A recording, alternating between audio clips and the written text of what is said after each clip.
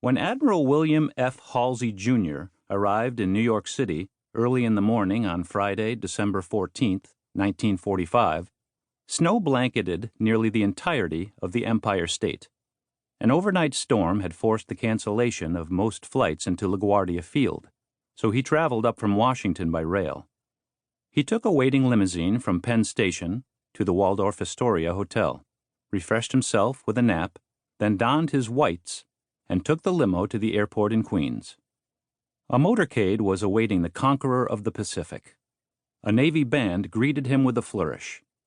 2 battalions of sailors presented arms as the cannoneers of an honor guard fired a 17-gun salute, too short of what the newly minted 5-star admiral deserved. Holding his greatcoat tight against the wind, Halsey joined New York Mayor Fiorello H. LaGuardia in an open car.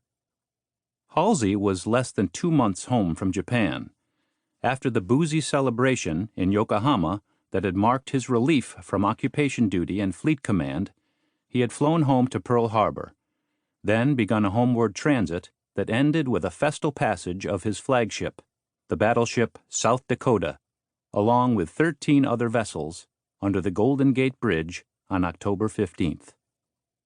A worldwide homecoming was underway. Demobilization was the word of the day. The drawdown was swift and its effects stunning. Just 90 days after Tokyo's surrender, with its mission switched from crushing Japan to saving her, the U.S. military was giving away its strength at a rate of 1.5 million men a month. As Admiral Chester W. Nimitz, the Pacific Commander-in-Chief, wrote to Secretary of the Navy James V. Forrestal after 4 years of war, peace was an abnormal state.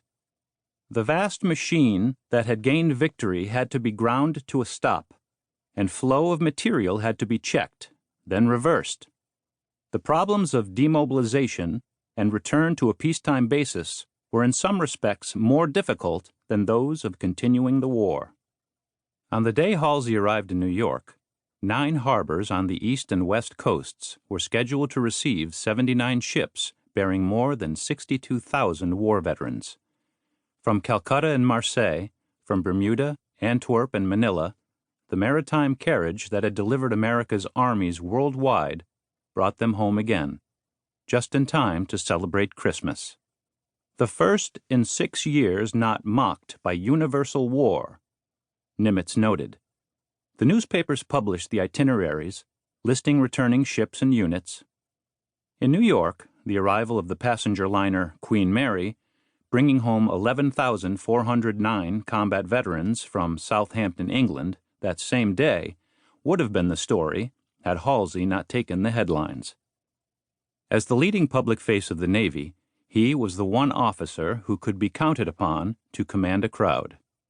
His peers during the war, Raymond Spruance, Mark Mitcher, Nimitz himself, were by comparison distant from the public, disinclined to speak of their work, secretive and necessarily so, they said. The Navy employed a small handful of public relations officers to buffer its leaders from the inquiries of the press. But with controversy now raging between the Army and Navy over their post-war roles, missions, and appropriations, the brain trust of the sea services realized that the game of public affairs might be a contest for their survival. This, more than any surplus of ticker tape on Wall Street, accounted for Halsey's presence in an open limo on a bitter winter's morning. The car accelerated into the bustle of Queens, then pushed south on 34th Avenue across the Meeker Avenue Bridge toward Brooklyn. The energy of the crowds sustained through Greenpoint and all the way to the ramp of the Manhattan Bridge. Crossing the East River, Halsey could look down over the waterfront headquarters of the New York Port of Embarkation, from which half of the wartime armies fielded by the United States had shipped overseas. The Brooklyn Navy Yard, employing at its wartime peak more than 71,000 workers, had constructed just 18 months earlier the battleship Missouri, following in the wake of the Iowa and North Carolina, out lower New York Bay and into action.